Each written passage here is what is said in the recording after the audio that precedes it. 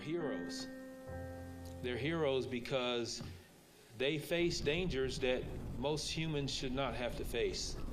And they accept that danger, and not a single one of them backed away from that challenge. It's been 1 year since the deadliest attack on officers in the U.S. since 2016. And it's been a year since we first shared the names of those heroes. U.S. Marshals Task Force investigators Sam Pelocci and William Alden Elliott, Deputy U.S. Marshal Thomas Weeks, and CMPD officer Joshua Iyer were all killed in the line of duty. They were part of a group of officers attempting to serve a warrant to Terry Clark Hughes Jr. at his home on Galway Drive in East Charlotte. Then an ambush. Police say as task force members approached the home, Hughes began to fire gunshots.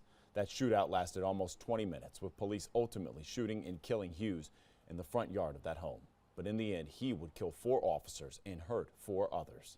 A grim reminder that when officers go out to protect and serve, it's possible they may never return to their families. Since then, the community has tried to heal, but it has forever left a mark on the city of Charlotte and the Charlotte-Mecklenburg Police Department. Though a year has passed, it isn't necessarily easier for law enforcement to talk about the tragedy. I did sit down with CMPD Chief Johnny Jennings.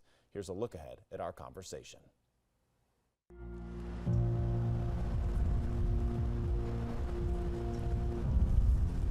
I remember that day like it was yesterday.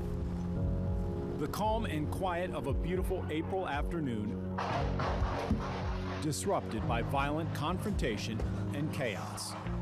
I remember that feeling that you get when you get the news. For Charlotte-Mecklenburg Police Department Chief Johnny Jennings, that news was that his officers and law enforcement officers from other agencies were taking fire.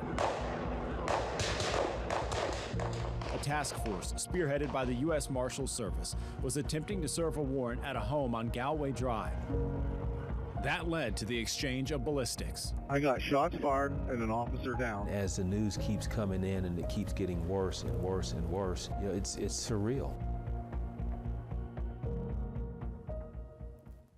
That was just a portion of our conversation. I asked Chief Jennings whether the incident had led to any changes in how officers respond to violent standoffs and how he wants the public to honor his department. We'll have that full conversation and more throughout the morning and today here on WBTV as we remember those fallen heroes.